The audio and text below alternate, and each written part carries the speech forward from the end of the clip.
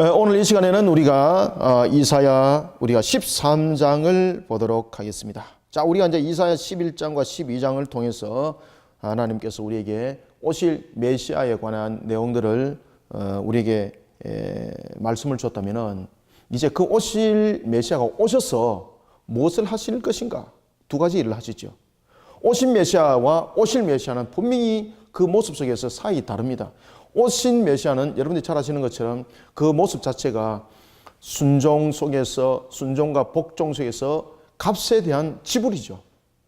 값에 대한 지불을 하기 위해서 오신 메시아였고, 그 오신 메시아의 그 값의 모든 지불의 완성함이 어디에서 이루어졌습니까? 마지막 끝이 십자가에서 이루어진 거지 않습니까? 그래서 요한복음 19장 30절이 다 이루었다라가 중요하다. 제가 논문도 그렇게 썼지 않습니까? 요한복음 19장 30절이 다 이루었다가 무엇을 말하고 있는가? 그것은 오신 메시아의 값에 대한 모든 것이 다 지불되었음을 말하고 있는 것입니다. 그러면 다시 오실 메시아는 무엇인가? 지금 그 내용들을 다루고 있는 겁니다. 11장과 12장 속에서는 우리에게 오실 메시아와 다시 오실 메시아에 관해서 그 내용들을 다루고 있다면은, 오실 메시아에 대해서는 이미 우리가 다 겪었지 않습니까? 이것은 뭔가 하면은 바로 속죄의 값입니다. 속죄의 값. 이 값인데 자신의 값이 아니라 대속의 값이죠. 대속의 값으로서 그 을을 이름이죠. 그러나 다시 오실 메시아는 여러분 그렇지 않습니다. 다시 오실 메시아는 이미 이루어 놓은 것을 가지고 판결하는 거예요. 우리의 시점에서는 오실이 아니라 우리의 시점에서는 오실입니다. 지금 여기서 오실이라는 것은 11장과 12장의 개념 속에서 제가 오실 메시아라고 말씀드린 겁니다. 그러나 이제 예수 그리스도께서 오셨지 않습니까? 오셔서 다시 오실 때는 이제는 우리에게 화해를 말하고 우리에게 어떤 용서를 말하고 이렇지 않습니다. 오직 뭔가 하면 다시 오실 메시아는 여러분 판결입니다. 판결의 왕입니다. 완전한 것을 가지고 판결을 하십니다. 오늘 이 내용들은 그 내용들을 다루고 있습니다. 그래서 오늘 보면은 특히 13장과 14장에 보면은 두 장에 관해서 바벨론에 관한 내용들을 다루고 있는데 이 내용은 다시 오실 지금 우리의 시점입니다. 물론 그 시대의 이스라엘 백성들 향해서도 주어졌던 말씀이었고 그 말씀이 이제는 예언의 성취로서 우리에게 장차 일어날 말을 우리에게 함께 던져주고 있는 내용들입니다. 그것이 바로 13장, 14장입니다. 그것은 어떤 내용을 다루고 있는가 하면 바로 오실 메시아가 판결의 왕으로서 무엇을 어떻게 할 것인가 라는 것을 이야기를 하고 있습니다. 이때에 이 판결의 왕에 관해서 이야기를 할 때에 등장하는 나라가 있는데 그것이 어디입니까? 바벨론입니다. 바벨론. 그리고 이 바벨론의 등장과 함께 아수르에 관한 내용들도 멸망의 내용에 다루고 있고 그 다음에 무엇을 다루고 있을까요? 블레셋을 다루고 있습니다. 이 바벨론, 아수르, 블레셋 이러면은 이스라엘을 가장 괴롭혔던 이방 국가들이죠. 이스라엘의 강력한 대적들입니다. 이 대적들을 판결의 왕이 전부 다 물리쳐버리는 거예요. 그러면은 우리가 오늘 13장을 볼 이 내용과 14장에 대한 이 내용들은 여러분들요, 우리가 요한계시록에서 어떤 개념을 우리가 볼 수가 있는가 하면은 바로 아마겟돈에 대한 내용들을 다루고 있습니다. 아마겟돈. 정말에 여러분들 아마겟돈 전쟁 반드시 옵니다, 이거. 반드시 옵니다. 그래서 우리가 이 내용들을 묵상하면서 혹여나 여러분들이 시간이 있으면은 요한계시록 19장을 잠깐 읽고 들어오는 것도 괜찮습니다. 특히 요한계시록 19장 11절의 그 내용들을 이하를 다루고 있는데 11절부터 그 이하의 내용들은 어딘가 하면은 바로 아마겟돈 전쟁을 다루고 있습니다. 그리고 난 뒤에 천년 왕국이 일어납니다. 그러니까 20장에 천년 왕국이 있기까지 이 아마겟돈 전쟁이 있고 그 다음에 천년 왕국이 끝나고 난 뒤에 마지막으로 곡과 마곡 전투가 있습니다. 이 내용들을 함께 담아내려가고 있는 것입니다. 그래서 우리는 오늘 왜 하나님께서 13장을 통해서 13장과 14장을 통해서 왜 바벨론을 이렇게 중요하게 많이 다루는가? 그런데 바벨론의 멸망만 다루는 것이 아니라 무엇을 함께 다루고 있는가 하면은 판결의 왕은 우리에게 정확한 판결을 할 때에 공의에 대한 판결을 하게 되어 있습니다. 그때 공의에 대한 판결이라는 것은 용서하고 화해하고 이런 것이 아닙니다. 그 값에 대한 지불을 말하고 있는 겁니다. 이 값에 대한 지불 이야기를 하고 있을 때에 하나님이 여기 보면 택한 백성이 나옵니다. 오늘 택한 백성에 대한 부분들이 나오고 그 다음에 유기된 자가 오늘 등장을 하게 되는데 그것이 바로 대표적인 것이 바벨론이고 아수르고 블레셋입니다. 자, 오늘 우리가 이제 본문들을 내용들을 보면서 우리가 22절까지 13장 22절까지 내용을 한번 보도록 하겠습니다. 자, 이사야가 바벨론이 장차 이스라엘을 BC 586년에 완전히 그냥 그 쑥대밭으로 이스라엘을 무너뜨릴 것도 예언을 했고 그런 바벨론은 그러면은 성성장구하는 것으로서 끝나는가? 그런 것이 아니라는 겁니다. 성성장구하는 것이 아니라 그 또한 하나님으로부터 심판을 받을 수밖에 없다는 것을 이야기를 할 때에 계속해서 두 가지를 강조합니다. 왜 바벨론이 심판을 받을 수밖에 없는가? 그 두 가지가 무엇이라고 그랬습니까? 첫 번째, 하나님의 명령을 어기는 거죠. 하나님께서 명한 바를 넘어서 버리는 거죠. 명한 부분들을. 그러니까 하나님의 도구로서 사용이 되어야 되는데 모양은 하나님의 도구였는데 나중에 이 도구가 자기의 도구가 되어버린 거죠. 그리고 이 속에서 여러분 드러났던 것이 뭡니까? 교만이죠. 교만이고 그 다음에 자기 중심이 다 여러분들 교만이지 않습니까? 이 속에서 철진자 드러났던 모습. 그 다음에 두 번째가 여러분 뭡니까? 우상 숭배적 요소. 우상 숭배. 자신들이 유다를 점령을 합니다. 그러면서 예루살렘 성전과 그리고 성벽들을 무너뜨리면서 그들은 이스라엘을 저주할 때 하나님을 조롱합니다. 하나님을 저주하면서 자신들의 신이 이스라엘의 신을 이겼다.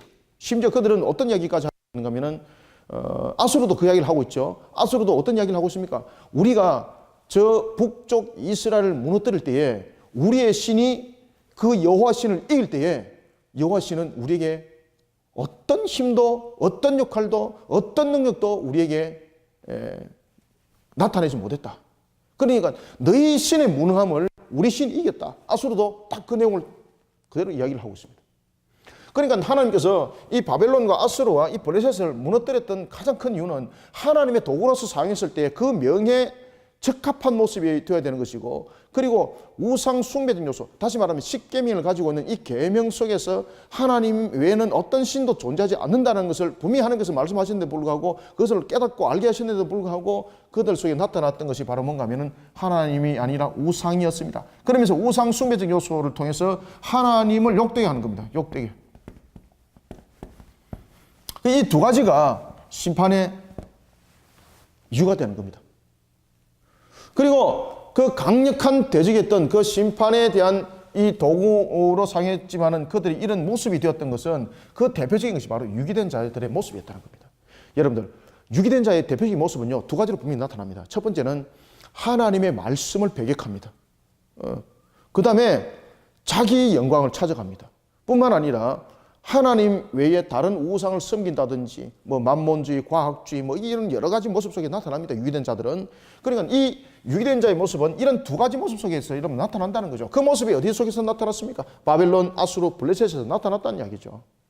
그러니 여러분들 바벨론이 실컷 그냥 하나님으로부터 도구로 쓰임 받다가 토사구팽처럼 그렇게 말씀하시면 큰일 난다고 제가 몇 번 강조해서 여러분들에게 말씀드렸죠.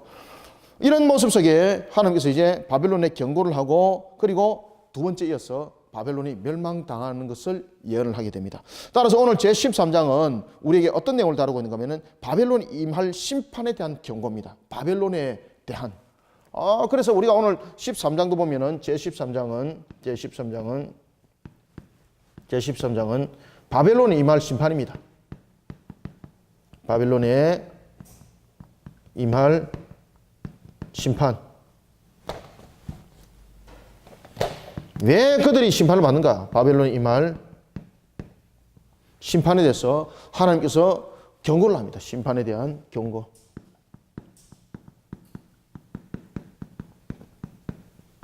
이 내용들을 13장이 다루고 있습니다. 자, 그러면은 우리가 읽으면서 한번 진행해 보겠습니다. 그들을 어떻게 해서 하나님께서 심판할 수밖에 없는가는 벌써 여러분들 보시면요, 2절에서 딱 그게 나타나요. 2절에서. 예. 자, 1절 2절 한번 읽어보겠습니다. 시작. 아모스의 아들 이사야가 바벨론에 대하여 받은 경고라. 너희는 민둥산 위에 기치를 세우고 소리를 높여 그들을 부르며 손을 흔들어 그들을 존귀한 자의 문에 들어가게 하라. 아멘. 이게 여러분 무슨 내용인가 하면 바로 이 내용들을 다뤄보십니다. 이 내용들. 왜 그들이 심판받을 수밖에 없는지 하나님께서 바벨론을 향해서 심판에 대한 경고를 주고 있습니다. 민둥산은 나무가 없는 산인데 민둥산 위에 기치를 세웠다는 것은 첫 번째 의미는 어떤 의미를 담고 있는가 하면 군사를 모집하기 위해서 여러분 깃발을 세우는 거죠. 그러면은 그들이 군사를 모집하기 위해서 깃발을 세울 때에 그 속에 누가 그 속에 드러나는 겁니까? 자신들의 우상, 자신들의 신을 드러내는 거예요. 그 깃발 속에. 하나님을 욕되게 하는 거죠. 하나님 욕되게 하는 거죠. 자, 그러면서 그러한 속에 하나님께서 소집한 군대가 이런 바벨론이 자신들이 중심이 되어야 될 것은 하나님의 뜻을 수반하는 것이 중심이 되어야 되는데 그리하지 아니하고 하나님의 명령을 어기면서 자기를 돌아보게 되고 그리고 자신들의 우상을 통해서 하나님을 욕되게 하는 것 속에서 그들은 첫 출발을 하더라는 것입니다. 존귀한 자의 문에 들어가게 하리라. 그래서 하나님께서 이런 바벨론을 무너뜨리겠다는 겁니다. 어떻게 무너뜨리는가 하면은 하나님께서 소집한 그 군대가 바벨론 왕이 거처하는 그 중심부를 향해서 돌진을 할 때에 바벨론을 파멸시키는 것이 마치 바벨론 왕의 위엄과 그 영광스러움이 한순간에 허무한 모습이 되도록 그렇게 쳐버린다는 겁니다.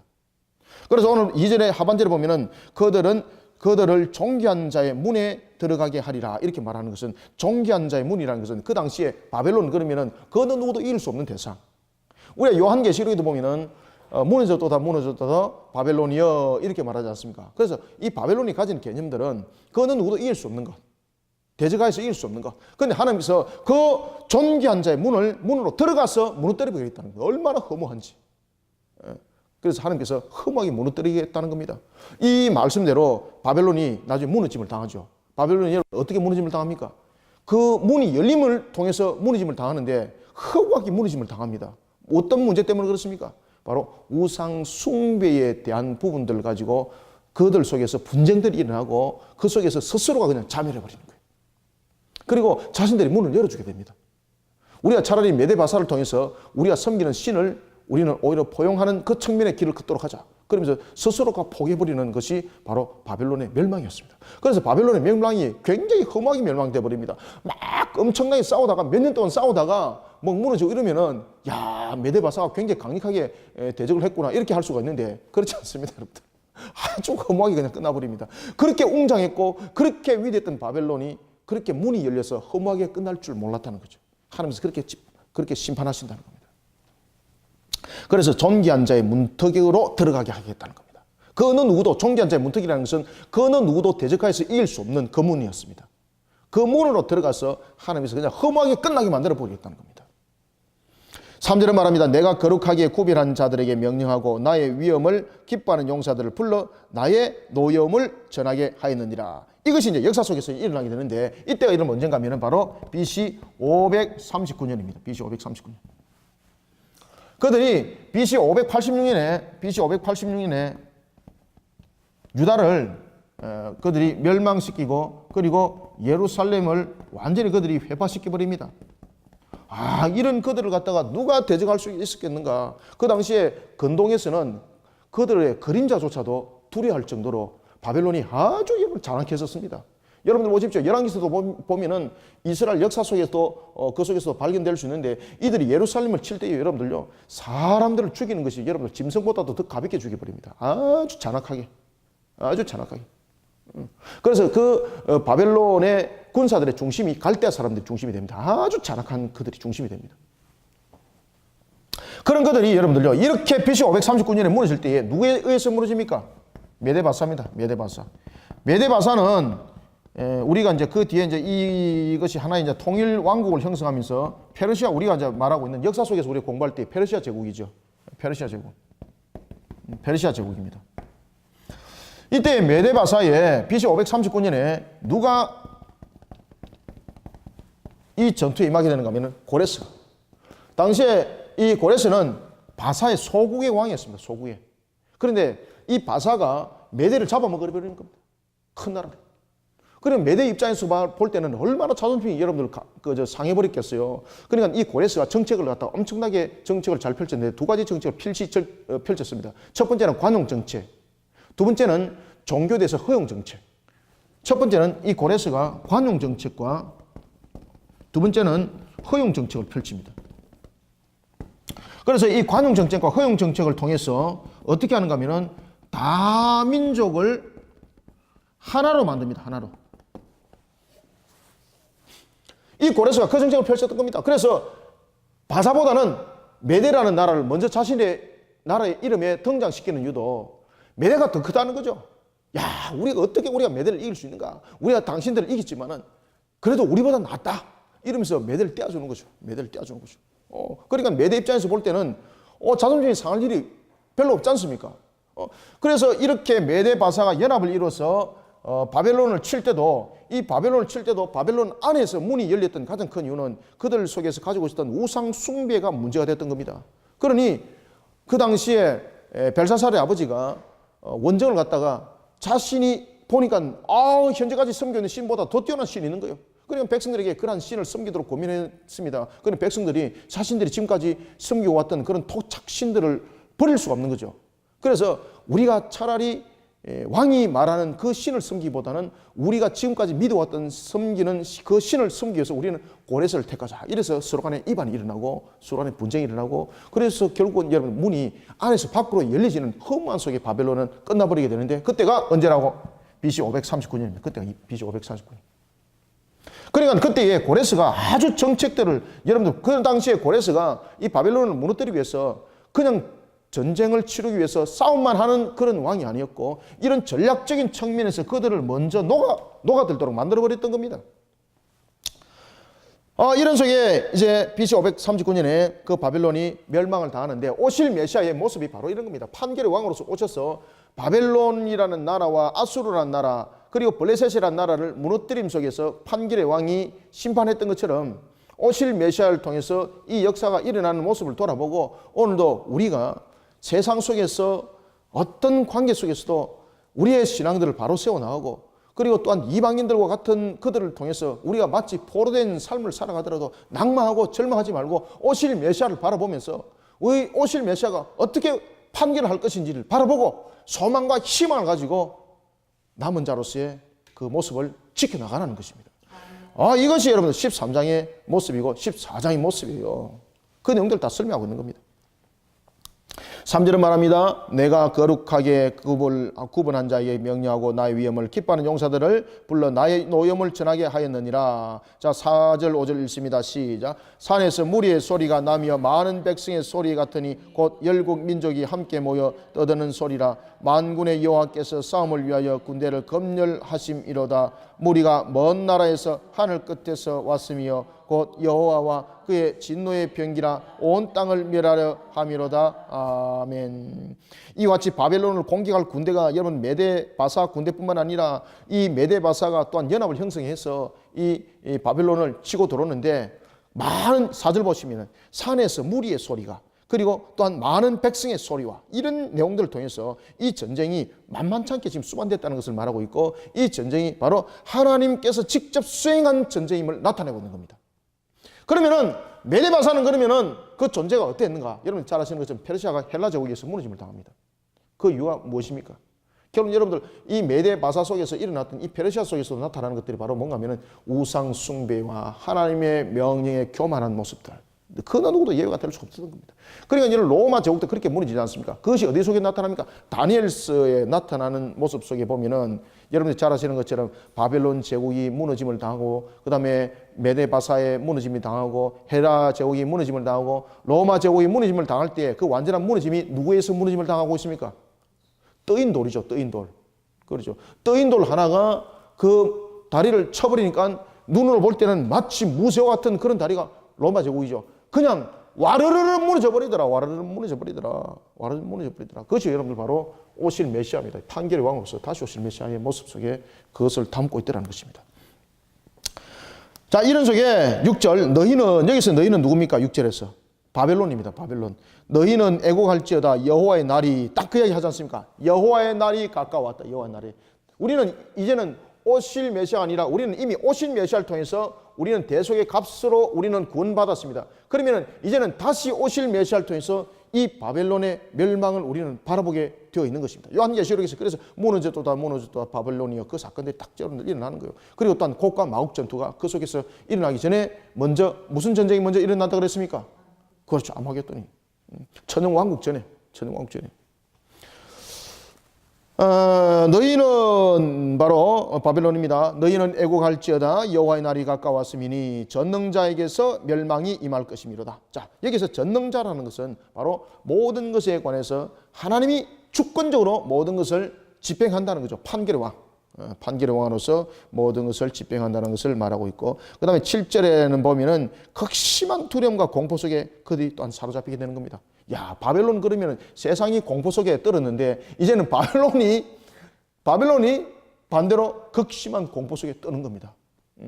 그만큼 여러분들 유황불못에 던짐을 당할 때에 이 마지막 순간 속에서 우리를 향한 승리가 그만큼 여러분 강력한 승리가 이제 일어난다는 요한계시록의 마지막 종말의 내용들을 이 속에서는 우리는 볼 수 있어야 되는 것입니다.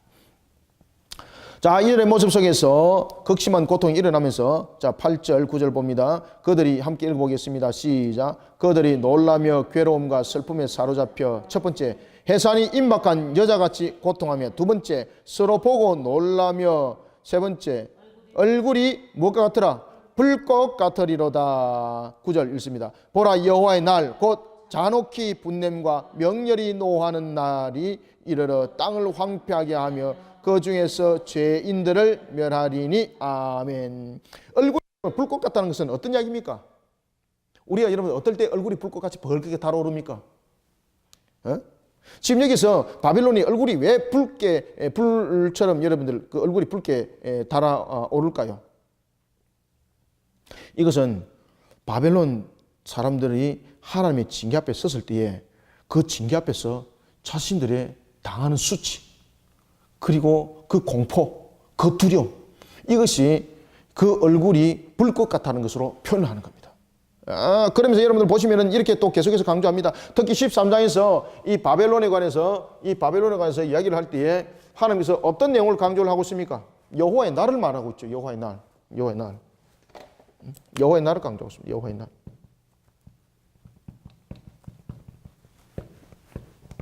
우리는 여호와의 날이 이제 다시 오실 메시아입니다. 우리에게는. 그들에게는 여호와의 날은 이와 같이 오실 메시아가 우리를 향하여서 대속의 값을 지불하고 그리고 판결에 대한 이 내용을 다루고 있는 것이 아니라 그 당시의 역사적인 관점에서는 여호와의 날은, 그들에게 여호와의 날은 바로 BC 539년이죠. BC 539년. 그들이 멸망당하는 날. 여기서 말하는 여호와의 날과 우리에게 하나님이 주시는 여호와의 날은 다릅니다. 여기서 말하는 여호와 날은 언제를 말하고 있습니까? BC 539년 메데 바사에 의해서 멸망당할 날입니다. 멸망당할 날. 멸망의 날. 그러면은 우리는 여기서 요한계시록을 통해서 여호와의 날이라는 것을 무엇을 통해서 어떻게 알 수가 있습니까? 요한계시록을 통해서 이 여호와의 날은 첫 번째 심판의 날이죠. 심판의 날이고 또한 두 번째는 이 여호와의 날은 두 번째 구원의 날인데 이 구원은 완전 구원의 날입니다. 완전 구원. 완전 구원의 날입니다. 이 여호와의 날이 우리에게 일어날 때 그 심판의 날이 바로 우리에게 열려지는 것이 있는데 그것이 바로 백보자, 요한계시록에 의한 백보자 심판 날입니다. 이게 백보자 심판 날. 백보자 심판 날입니다. 13장의 그 내용들을 계속해서 강조하고 있는 거죠. 그래서 여호와의 날 계속해서 강조하고 있습니다. 그러면 우리는 여호와 날이 언젠가 요한계시록을 같이 함께 보라 그랬죠. 가볍게라도 요한계시록을 함께 보라 그랬죠. 지금 우리에게는 여호와 날이 어떤 날입니까? 심판의 날이죠. 그러면은 바벨론과 같은 이들 유기된 자들 향해서는 여호와 날이 심판의 날이지만은 우리에게는 여호와 날은 바로 구원의 날이 되는 날입니다. 이때가 언제입니까? 바로 백보자 심판 때입니다. 백보자 심판 날. 이 날이 여러분 속히 옵니다. 반드시 옵니다. 그날은 이들을 향해서는 애곡하는 날이, 바벨론과 같은 자들에게는 애곡하는 날이 될 것이다. 애곡하는 날이. 그때에 어떻게 하는가? 거만한 자를 낮추게 하고 인생의 오빌과 같이 그런 모습으로 살아가던 그들 속에서 여러분들 흔들림이 있고 무너짐이 있고, 얼마나 여러분 그들이 무너짐을 당하는지 한번 보십시오. 어떻게 그들이 무너지는지. 전능자가 멸망으로서 그들에게 공포로 다가올 때에 10절 보십시오. 하늘의 별들과 별무리가 그 빛을 내지 아니하고. 강력한, 여러분들 이거는 강력함을 말하고 있습니다. 다시 말하면 심판의 극심함과 심판이 인간을 초월해 계시는 하나님의 주도적인 역사를 통해서 지금 일어난다는 이야기입니다. 이 내용들은 어떤 자연적인 현상 속에서 나타난다는 것을 지금 이야기를 하고 있지 않습니다. 특히 여러분들 9절에 대해서 이미 심판이 어떤 성격을 가지고 있는지 이야기를 하고 있습니다. 여호와 날, 곧 잔혹히 분냄과 명렬히 노하는 날이 이르러 땅을 황폐하게 할 것이다. 그 중에서 죄인을 멸할 것이다. 누구를 멸합니까? 죄인을. 여기서 죄는 누굽니까? 그렇죠. 바벨론, 유기된 자. 죄의 사함을 받지 못한 자.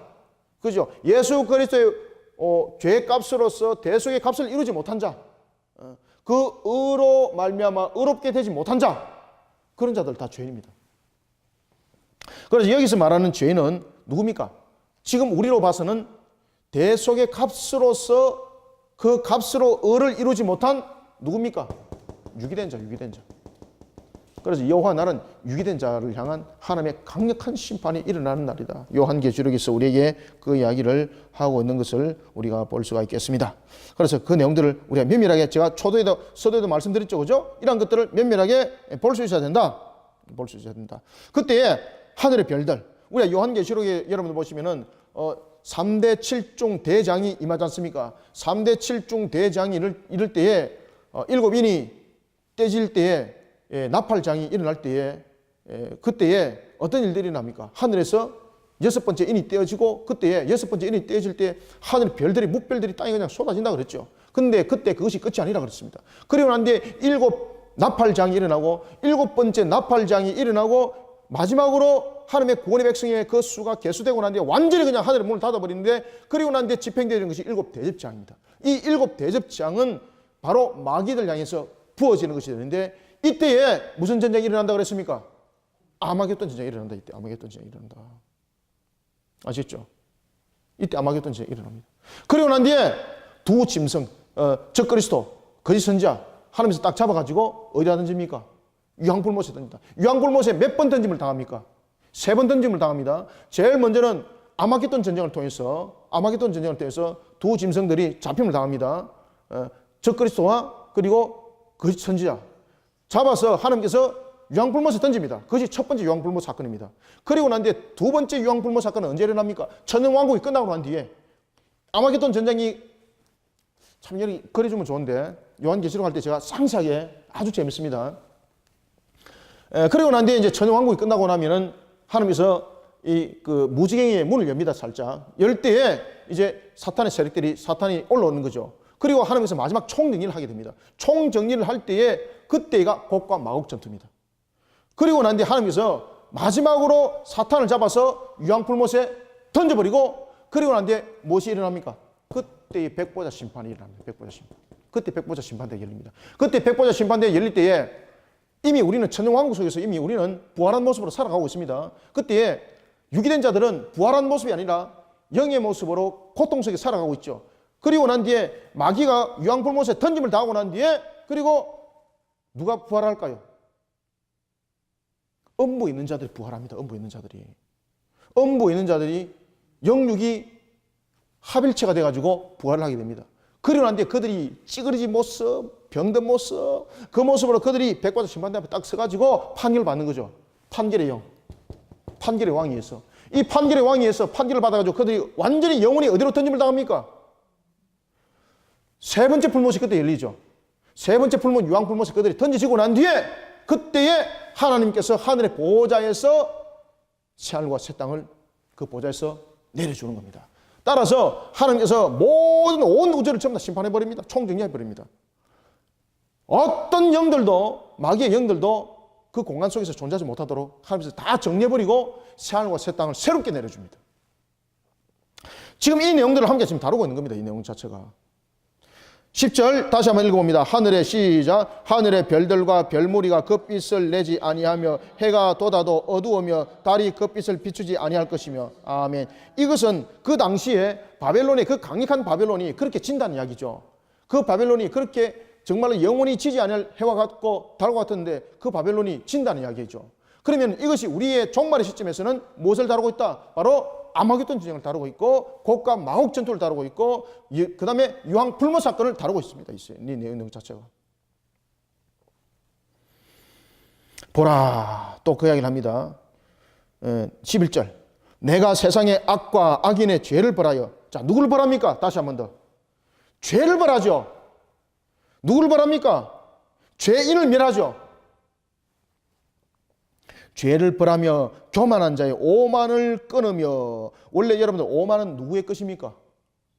원래 여러분 오만은요, 주권자 대신에 하나님께만 있는 고유한 위엄입니다. 위엄. 원래 오만은 우리를 향해서 하나님께서 나타낼 때에, 오만이라는 것은 다른 사람이 따라올 수 없는 것들, 이런 것들을 우리가 오만한 모습들로 비춰주고 이러는데, 사실은 이 오만이라는 것은 주권자 대신 하나님께서만 있는 고유한 위엄, 그리고 광대하심, 그런 아름다움을 나타낼 때에 사실은 쓰였던 단어입니다. 이 단어가. 그런데 이 단어를 누가 지금 쓰고 있습니까? 이들이 지금 쓰고 있는 거예요. 그래서 하나님을 욕되게 하는 거죠. 하나님을 욕되게 하는 거죠.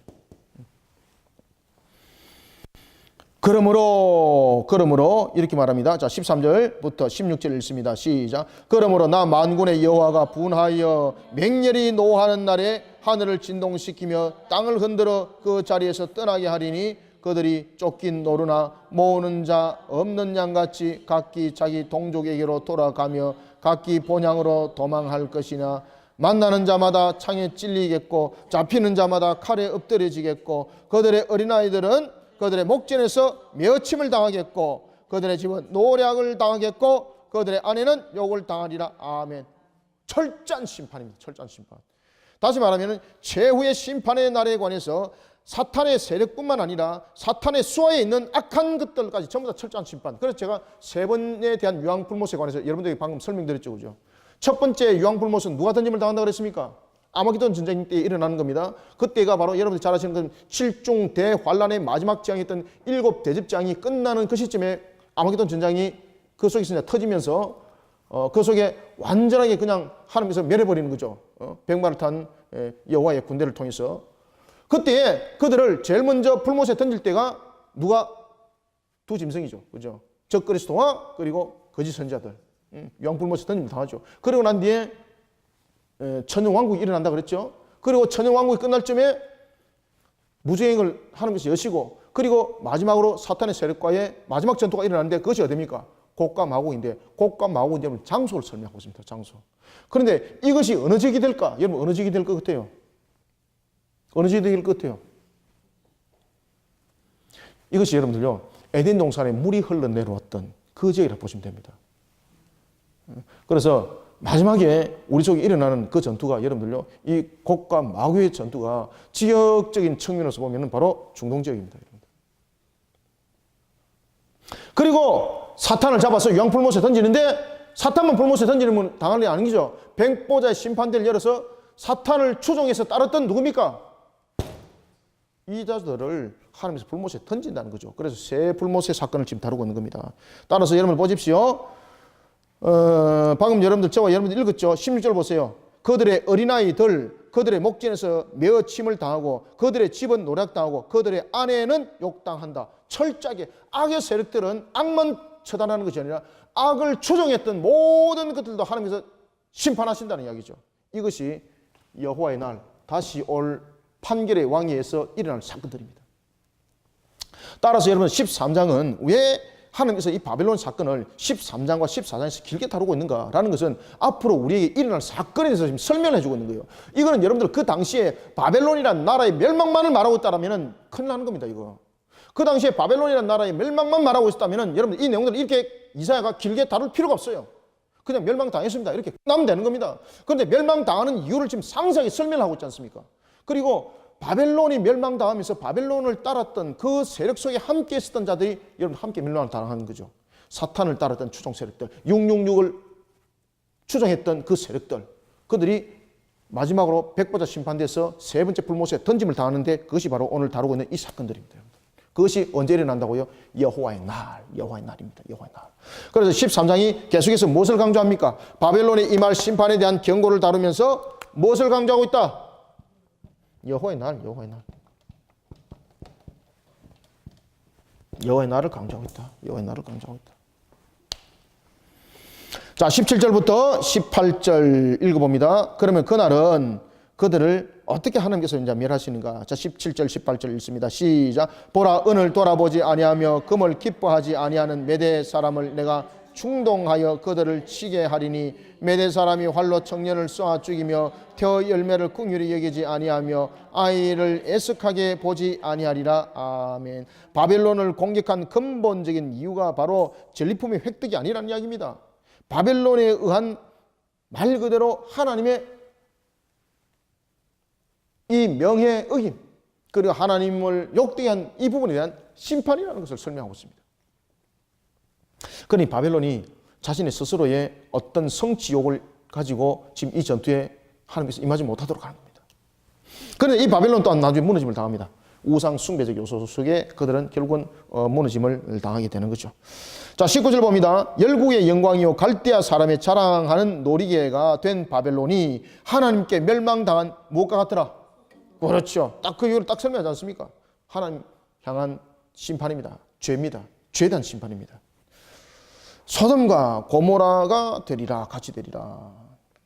그곳에 거주하는 자가 없겠고 거처할 사람이 대대에 없을 것이며 아라비아 사람도 거기에 장막을 치지 아니하며 목자들도 그곳에 그들의 양떼를 쉬게 하지 아니할 것이다. 자, 여기서 여러분 나타나는 거 보십시오. 철저한 하나님의 심판은 우리 속에 나타나고 있는데 특히 이 모든 것들을 통해서 그들을 하나님께서 완전한 그냥 심판을 합니다. 완전한 심판을 할 때에 대체로 성경 속에서 나타나는 것이 뭔가 하면 완전 심판, 철저한 심판 이런 것들을 나타낼 때 하나님께서 덜 짐승들을 그 속에 성경은 등장하는 것을 볼 수가 있습니다. 그 속에서 대표적인 짐승들이 누굽니까? 타조.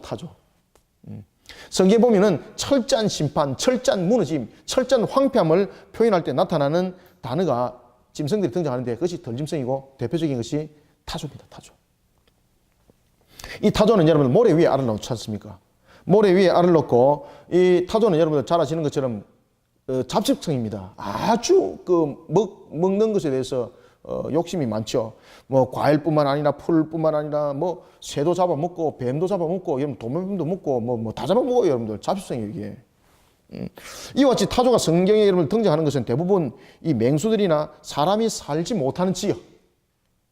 사람이 살지 못하는 지역. 여러분 맹수들은 풀 못 먹잖아요, 그죠? 풀 먹고 사는 건 아니잖아요. 근데 타조는 풀 있으면 풀 먹고 살고, 벌레 있으면 벌레 잡아먹고 살고. 강력하게 역사한다는 거죠. 강력하게. 그래서 대체로 이제 타조가 등장하는 것은 어떤 내용들을 다루고 있습니까? 이 성경에서 대부분 타조들이 등장하는 것은 사람도 살지 못하고 맹수도 살지 못하는 그런 땅을 설명할 때 타조를 등장시킵니다. 그럼 다시 말하면은 지금 이 바벨론에 무너뜨리면 그들의 모든 것을 뿌리채 그냥 뽑아버린다는 이야기입니다. 생존할 수 없도록 만들어버린다는 이야기입니다. 철저한 심판. 이것이 종말의 심판입니다. 이것이 유황불못의 심판입니다. 이것이 적그리스도와 거짓된 선자들을 향한 하나님의 심판입니다. 21절 22절 한번 읽어봅니다. 시작. 오직 덜 짐승들이 거기에 엎드리고 부르짖는 짐승이 그들의 가옥에 가득하며 타조가 거기에 깃들이며 들량이 거기에 뛸 것이요 그의 궁수에는 성냥이가 부르짖을 것이요 화려하던 궁전에는 들깨가 울 것이라. 그의 때가 가까우며 그의 날이 오래지 아니하리라. 아멘. 그의 날이 오래하지 아니하리라. 그러면서 여호와 날을 다시 한 번 더 강조를 하고 있는 것을 우리가 볼 수 있습니다. 따라서 우리가 13장을 왜 하나님은 이 바벨론의 사건을 간단히 그냥 한 절로 정리해도 되는데 왜 이렇게 한 장이라는 긴 내용들을 통해서 다루고 있고 그리고 또 우리가 곧 이어서 볼 14장에서도 왜 이 바벨론을 다루고 있는가 말입니다. 두 장에 관해서 장차 우리에게 올 심판을 말하고 있는 것입니다. 그러면서 우리에게 또 다른 말로 우리에게 주시는 말씀은 이러한 세상을 살아가는 우리 속에 흔들림 없이 하나님께서 임하시는 그 날을 바라보면서 우리의 신앙들을 견고하게 세워 나가는 그런 모습이더라고 우리의 또한 격려의 말씀으로 주는 것이니까 오늘도 여러분들 세상 속에 넘어지는 자 되지 마시고 주님이 오시는 그날 여호와의 날을 바라보면서 오늘도 소망을 가지고 달려가는 희망 있는 우리 모든 성도들이 되시기를 소망합니다.